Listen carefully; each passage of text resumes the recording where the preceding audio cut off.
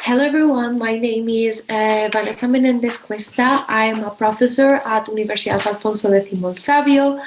My presentation is titled The Slut Pleasure, It's Not Quite Like a Virgin, and it's based on a section from a chapter of my PhD thesis, which I read in 2020. The presentation is going to be organized in this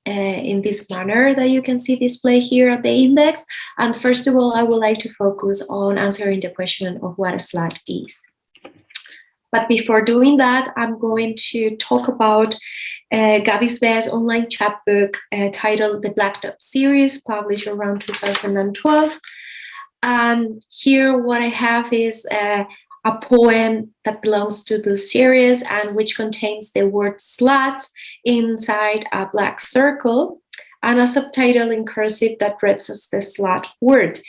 And here what Bess expresses are her sexual desires through the figure of the slut, which is a slur usually thrown through women who are perceived socially as too sexual for what is considered to be respectively average. Next here, what we have is online dictionary entry with a definition of a slut, which can be found at the Urban Dictionary webpage. And basically, all the entries that I found there were defining the slut as a disgrace to women or a person who is too promiscuous or who is unworthy of being loved or to belong to a romantic relationship. And according to these definitions, the configuration of the contemporary myth of the slut revolves around women's sexual role and agency inscribed inside what is known as the hookup culture. Even though I wouldn't consider these definitions as linguistically accurate descriptions of this term, I present them here as discursive samples of rhetorical sexual shaming, which still policies women's bodies and behaviors patterns nowadays. And for that, I'm going to explore the relationship of the slut with the Madonna whore complex. Here I have material evidence of the use of the word slut in a flyer, which can be found within the Riot Girl collection initiated at Films Library and a Special Collection from New York University in 2010. This document was authored by Kathleen Hanna, who was the front leader and singer of the punk radical feminist music band Bikini Kilt, and she created this flyer back in 1989. The relevance of this document is because in the first side of the flyer, first we find the word slut in a big font followed by a dot, and once you unfold this little piece of pink paper, what you encounter is another definition of the word slut, which is very similar to the definition of a slut that I provided in the previous slide,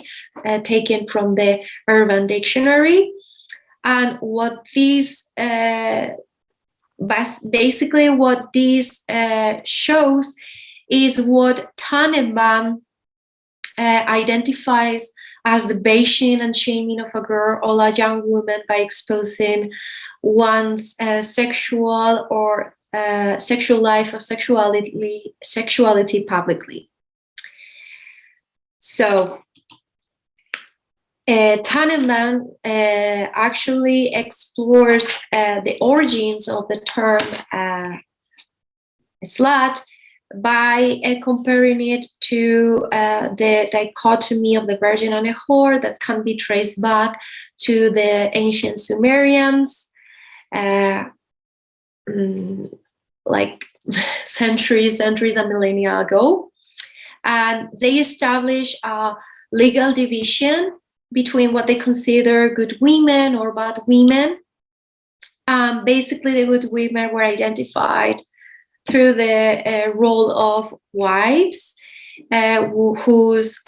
task was to provide offspring inside the institution of marriage, whereas the bad women were identified or labeled as prostitutes or whores,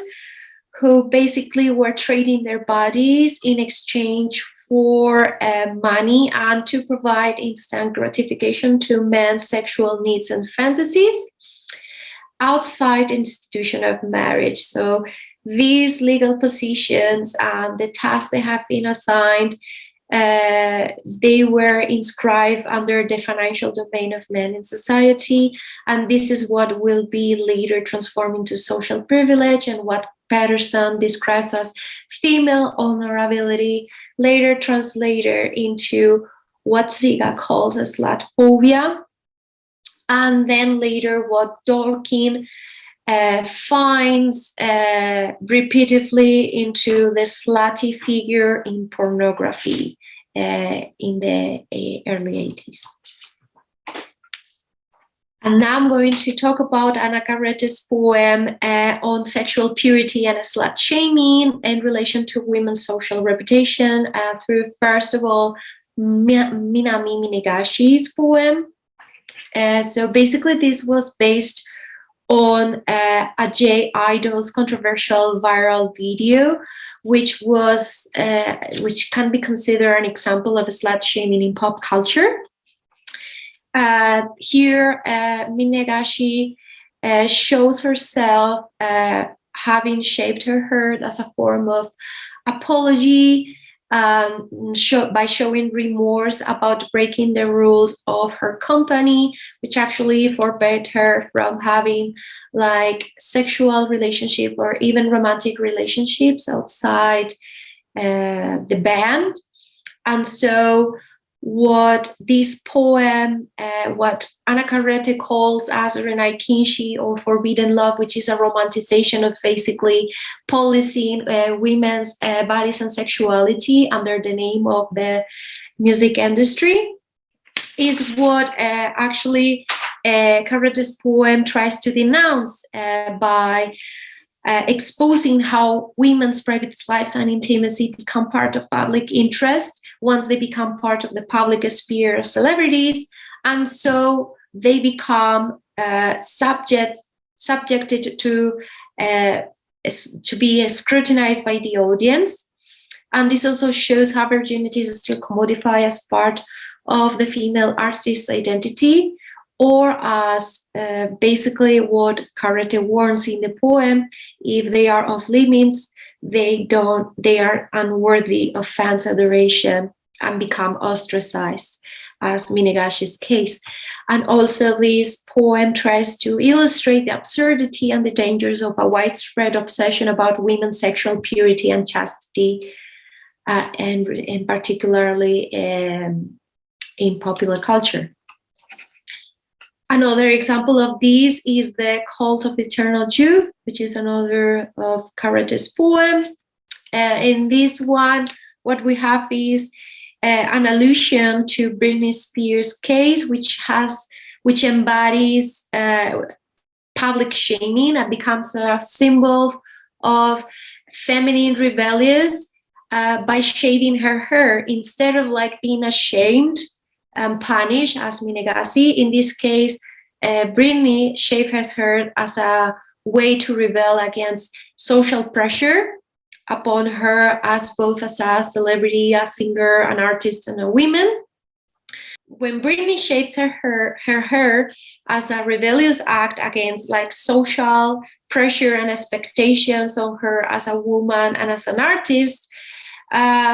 it becomes perceived by the audience and also by the industry as her being mentally unstable. And this was so she was put into drug rehabilitation, and afterwards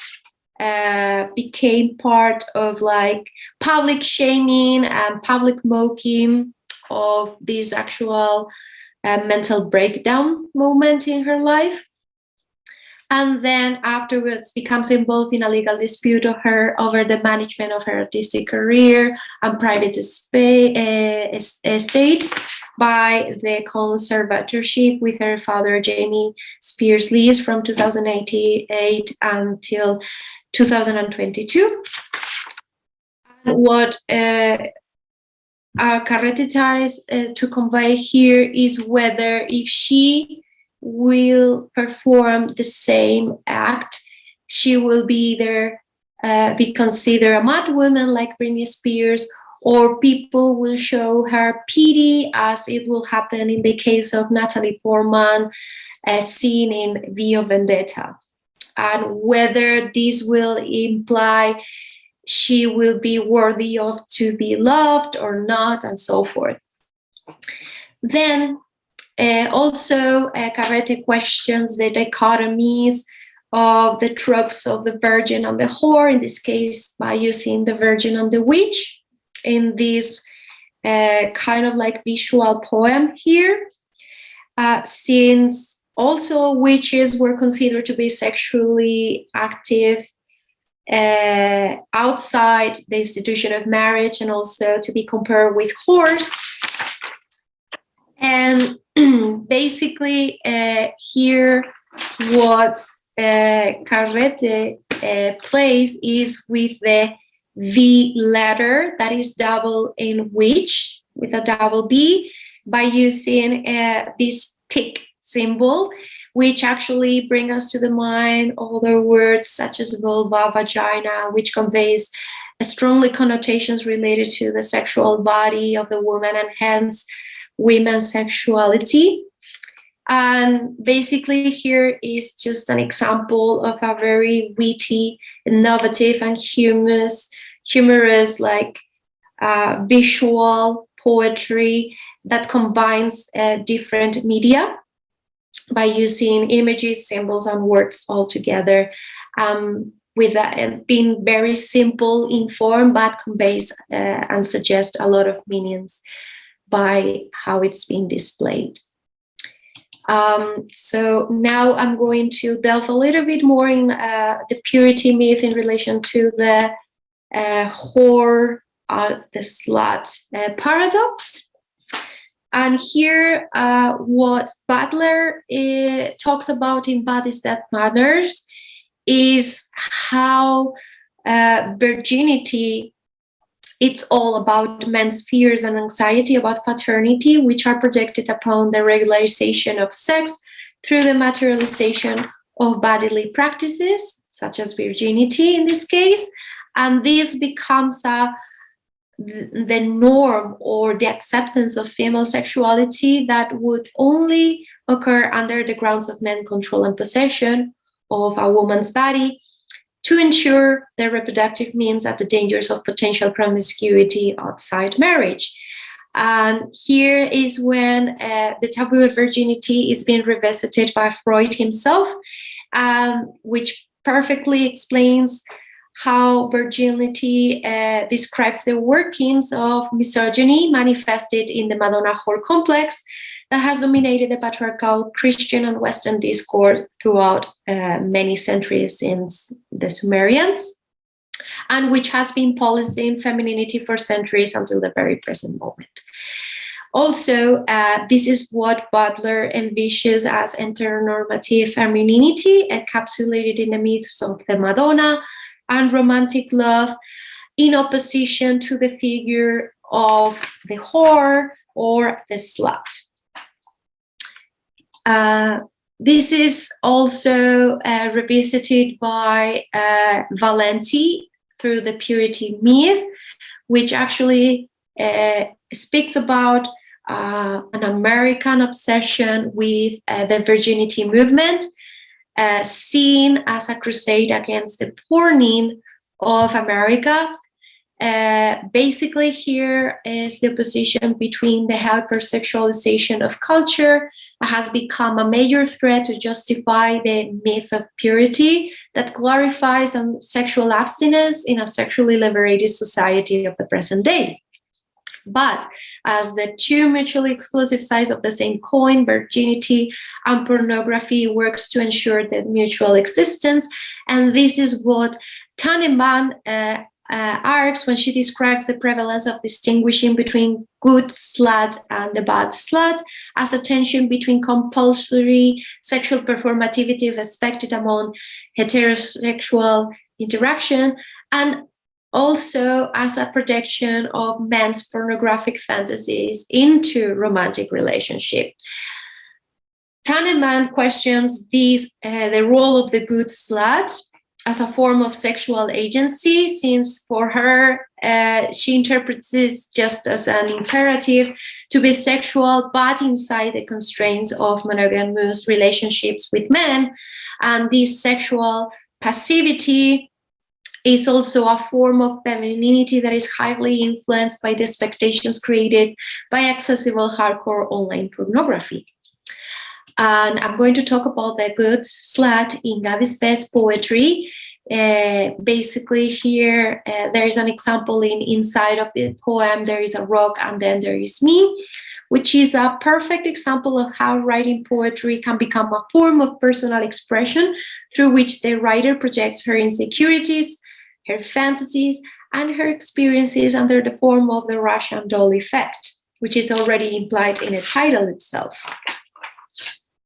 So basically here, the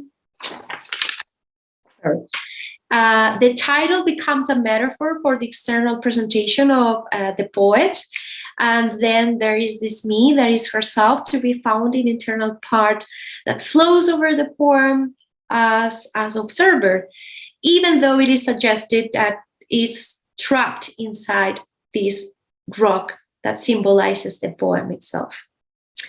So the poem compares the personification of the rock to the self-objectification of women by expressing the dichotomies between identity and physical appearance, which determines women's existence nowadays. So about this heteronormative performativity of femininity through the male gaze is being explored by Mulvey in Visual Pleasure. But I want to focus more on how ranch culture is being depicted in Gaby Spez's poem, which is basically how it shows how basically the hypersexualization of women is used by popular culture to encourage forms of consumption. And in this case, uses the imposition of sexiness, of hotness into a women's appearances, especially artists and singers and so, in order to become a consumable good, which we have seen before with the case of Minegashi, Britney Spears, and now with Miley Cyrus here. And that, but instead of becoming a transgressive form through which women can connect sexually with their own bodies to obtain forms of self-pressure or to express their sexual assertiveness, they become commodified into an over-sexualized version of themselves. And here we have some words that they are found in Gaby Spez's poems in order to describe these good slut stereotype that is encapsulated in the poem. So I would like to go back into the poem and conclude it by focusing on the very last line, express the frailty of this representation of womanhood that is embodied, somehow echoing Sylvia Plath's tone in the bell jar as a metaphor for the female body, which is transparent, malleable, or easily influenced by inducing this sexual projection of the male gaze onto the woman's physical appearance that becomes just a mere container, a vessel of all these ideals and contemporary images and attitudes on what is to be sexy nowadays, which differs from being sexual slavery states about ranch culture. just to conclude this presentation, I would like to point out to the following reflection about the cyclic structure of the slut, which can be summarized as the counterpart to the prude, just as the whore opposes the Madonna, and how the same dichotomies that classify femininity in terms of good and evil are twisted and established, says a paradoxical situation in which women do not want to label themselves in order not to be trapped by levels of promiscuity or sexual non-desirability, but actually display a certain amount of accepted sluttiness or hotness or sexiness in order to gain men's attention and acceptance. And also, I want to point out how Carret's and Vest's poetry challenges traditional notions and visions on gender, the body, and sexuality, and questions these tropes about the virgin, the whore, in which young women linger constantly throughout their early adult years and sexual lives, and how also they are like very successful incorporating popular and media culture to their poetic imagery and production. So I would like to thank everybody for taking their time to listen to this this presentation. I hope that you enjoy, that you find it interesting, and if you have any questions, we will find a way to reach me out and actually discuss more in depth these topics. Okay, so thank you so much.